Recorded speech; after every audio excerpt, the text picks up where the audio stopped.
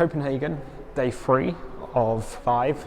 We are taking the metro from the central area. We've walked from our hotel to the metro station, and we're taking the metro from here to a station called Osterport maybe. Apologies for the pronunciation. We're off to see the Little Mermaid.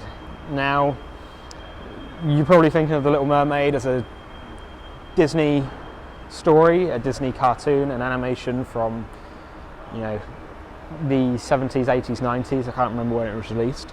But it was actually a Hans Christian Andersen fairy tale that Disney adapted to meet their needs. And they took some creative liberties with it, as they always do, but we're going to see a statue based off the true inspiration for that, the Hans Christian Andersen fairy tale written many moons ago. We're about to get on the metro. We'll pick up shortly. So we made our way to Osterport station on the metro line from the central area. We came down here, we walked maybe 15 minutes from the station to Little Mermaid. Unfortunately, I couldn't really take you guys out and show you because the weather's completely horrendous, but I'll put a picture of it in now. So as you can see, it's pretty close to the shoreline. You can go out, you can effectively step as close as you want to it and take your pictures and whatnot. So at this point we've taken one of the electric scooters, we've come back to Osterport station, and we're going to go to the Natural History Museum or the Geological Museum. I think they're both pretty close together. As you can see, the weather's pretty horrendous. We are completely drenched at this point. We've come one stop on the train and probably a 5-minute walk. We're now at the Geological Museum, which is also along with the Natural History Museum. Very quick, very simple process. Again, we're just using Google to direct us, essentially. So just coming in here, this is where we're getting the tickets. Nice, easy situation. Again, all included on the Copenhagen card. So we just go in and enjoy it, basically. So currently we're just walking through the Botanical Gardens towards the main building. So we've made it inside the first attraction here, and that's the Palm House. Effectively, it's a botanical greenhouse with cacti and palm trees and such, as you can see. Give you an overview of some of the things. It's pretty cool. It's not warm in here like a normal botanical gardens, but it's certainly something different, something cool. This is the first attraction that's included in the Copenhagen card today. We're going to be walking up to the meteorite, Geological Museum, effectively, and then we'll be going to the Natural History Museum from there. Again, as you can see, all different cacti. This one is quite strange.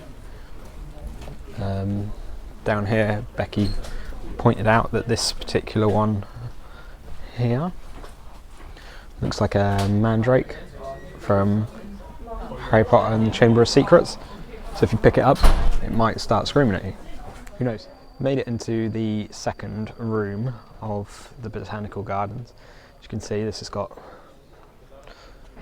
much richer, deeper forestry. So over here behind me, is actually a staircase. You can go all the way up, and you can look at the forest, so to speak, from a platform over the top. That's pretty cool. Give you an overview of the size of this tree. So we're going to make our way deeper into the depths of the forest. Over here we've got a third room that we're going to go into, the Palm House. We've come out of the Botanical Gardens, the Palm House as they were calling it. We've made our way to the Geological Museum. It's just through the gardens themselves. So you can see behind me, this is the Geological Museum. They've got a meteorite exhibition on at the moment, so we're going to go in and see that. Again, this is included on the Copenhagen card, so pretty much free of charge at this point. We've made our money back in 2 days with that. So we'll go inside, see what we can see, and show you guys some of what's going on. We're currently inside the Geological Museum. The meteorite exhibition is just through here, and that basically gives you an overview of the history of meteorites and how they've come to be on Earth. So you've got some hands-on kind of exhibitions. You can touch a meteorite and it basically is explaining that the inside of the meteorite is cold, the outside is extremely hot. So that's pretty cool. It shows you the various locations that meteorites have crashed across the globe and where the craters have come from. So through this way, as you can see, this is a butterfly exhibition. So down the end through this door is basically where you can go and have a look at various species of butterfly, colour them in. You can do a lot of drawings, a lot of colourings to match the varying butterflies that you see.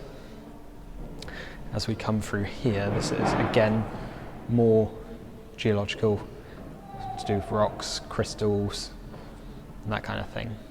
So it's quite a cool exhibition, very worthwhile. You can spend a few hours in here easily. As you can see behind me, all the butterflies, all the butterfly projections on the wall in there. We're now finished in the Geological Museum, and we're just en route walking to the Medical Museum. It's probably about, as the crow flies, it's about half a mile away. Walking, it's been around about a mile. Not too bad really.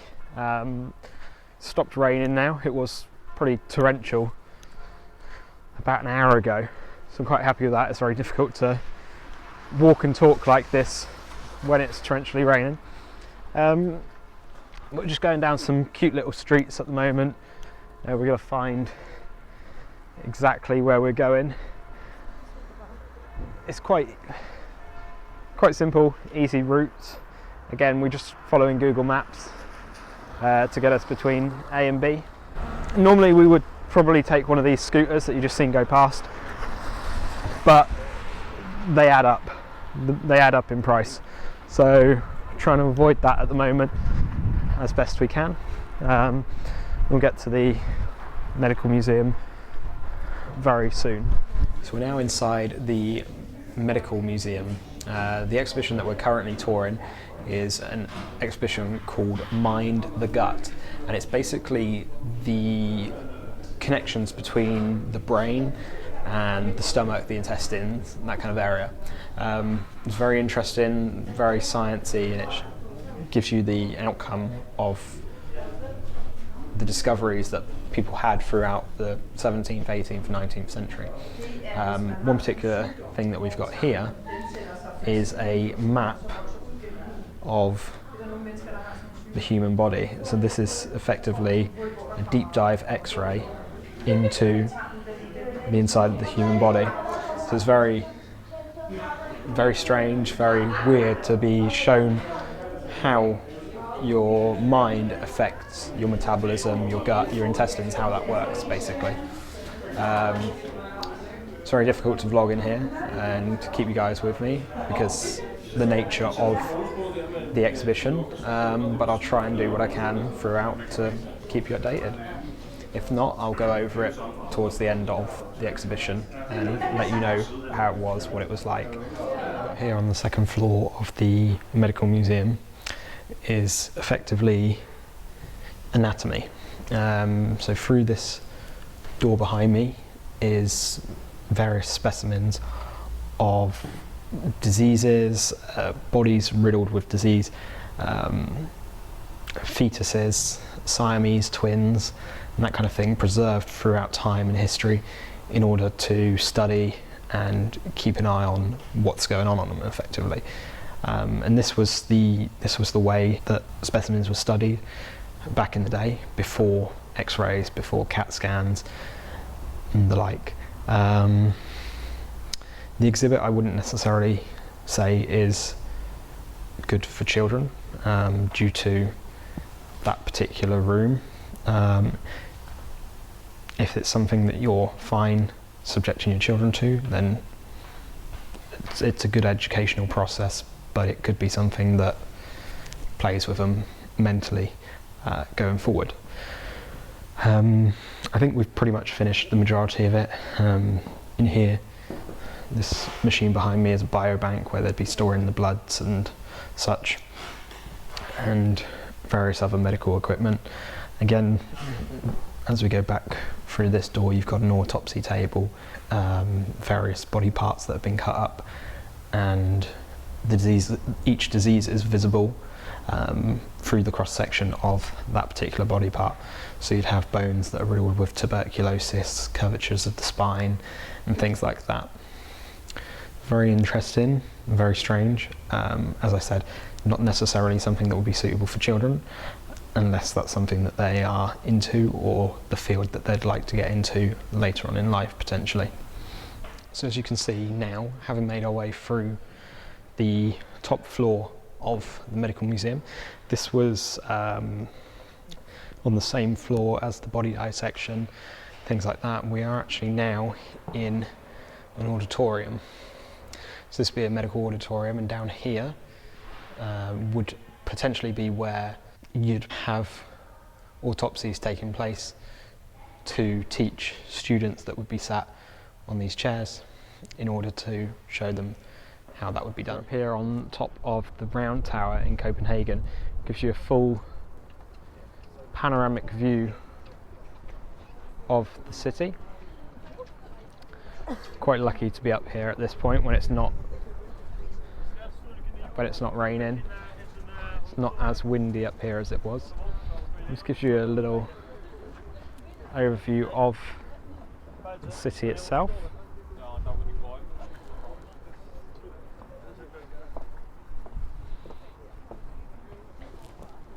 You've also, behind me,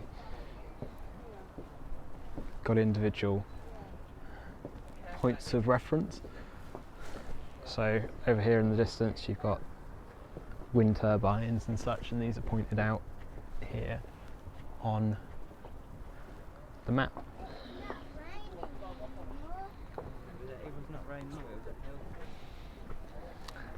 So if we just make our way around this way and take a look from the other side.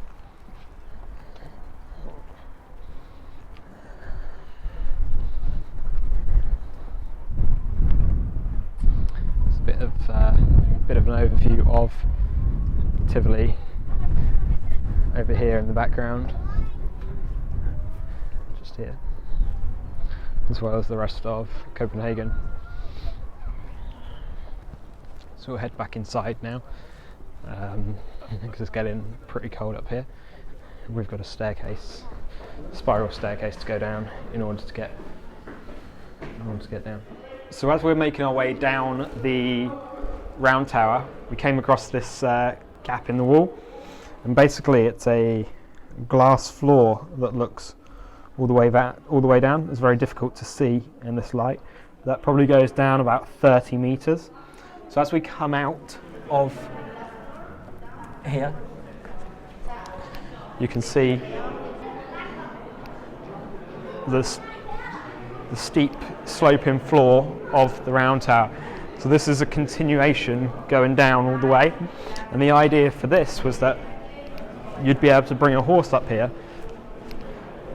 very easily, and they'd be able to climb all the way to the top with their knight in order to see out across Copenhagen, as we showed you before.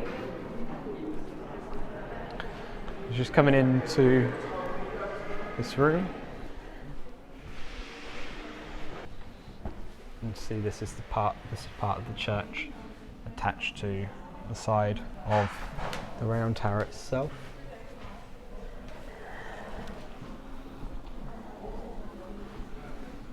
We're now in the roof of the church. So that's a pretty cool overview of the round tower itself, and effectively the reasoning for it is attached to the side of the Holy Trinity Church and gives you full panoramic views of Copenhagen city centre.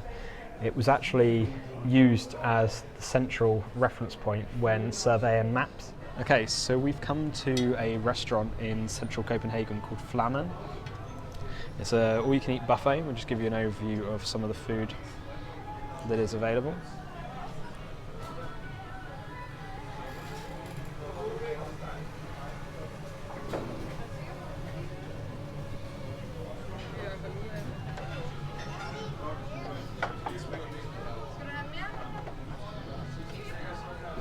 So that's the standard stuff. And you come over here, you've got a selection of meats that they cut for you.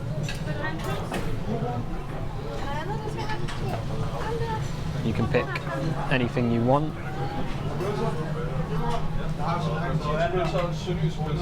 And this is all included in the price. So we're going for what they call the all-inclusive option, which is £35 per person, and it comes with all of this, as you see. The meat, either a soft or alcoholic beverage, as well as a unlimited soft serve ice cream with all of these. So it's quite a good selection, very, very thorough selection on the food.